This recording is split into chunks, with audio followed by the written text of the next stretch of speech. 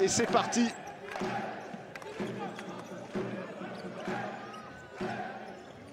Allez, tout de suite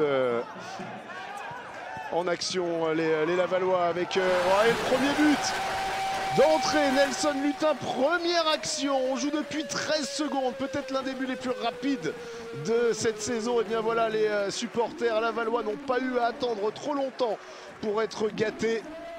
Dans ce début de match, ils ont récupéré la balle très rapidement. Derrière, bim bam boum, ça fait 1-0. Et le premier but de cette saison pour Nelson Lutin. Yuri encore avec Nabil Allah. Le ballon toujours pour Yuri Madruga qui va frapper. Non, la feinte de frappe. Et le centre magique à ras de terre pour Samir Allah. Et le capitaine qui réduit le score. Deuxième but pour Samir Allah cette saison. Et regardez ça, il a attendu hein, la fixation de Yuri, le Brésilien. Ouais, la frappe de Sperandio est tranquillement dans la niche de Louis Marquet. On va relancer court. Attention, cette relance courte. Guerrio, le ballon qui est récupéré par Nabil Allah.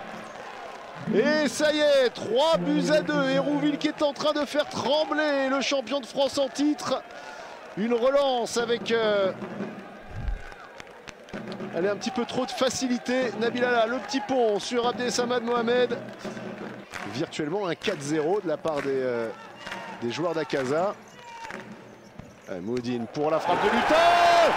Et ça revient sur Swen Mouhoudine, le 1-2 le plus long de l'histoire de cette D1 2023-2024. Et avec un petit peu de réussite quand même, le ballon qui revient sur Swen Mouhoudine. Parce que là c'est une frappe hein, que tente Nelson Lutin. Et ça fait 4-2. On n'aura pas tremblé trop longtemps.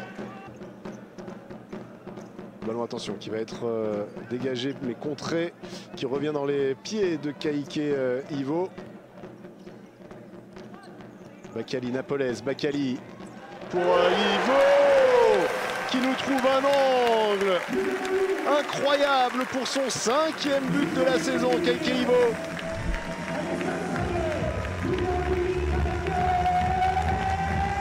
Ouais, superbe travail à 3. Toujours 5-2. Il va rester 6 minutes. Et les hommes de Quentin Lecomte-Moulin, les Normands, là ça va commencer à devenir compliqué. Surtout que ça fait bien un bon 5 minutes qu'ils n'ont pas attaqué.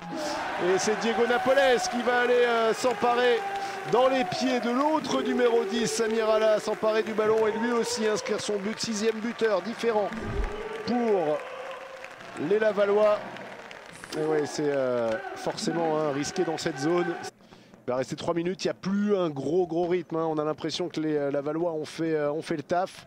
Réussir à reprendre 4 buts d'avance. Lutin, nettoyeur de lucarne, Nelson Lutin.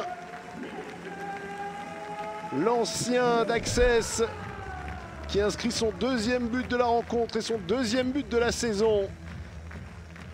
Ah, le pied téléguidé hein, dans la lunette de Tosarelli.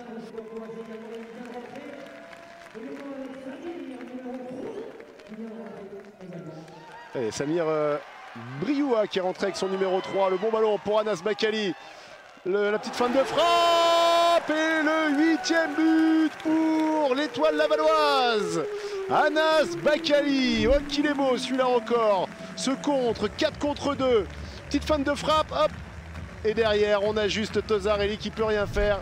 Pendant la J1 contre Paris Akaza. Vous avez été un peu impuissant là en encaissant quasiment 4.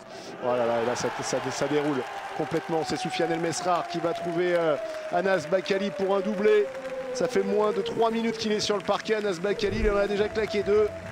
Et alors cette action là, c'est de l'école de futsal. Une touche de balle pour Soufiane El Mesrar. Les Normands là qui reprennent un nouveau bouillon.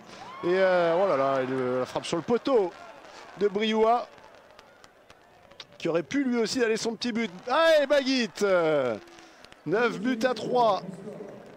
Tariq Baguit, premier but de la saison pour lui.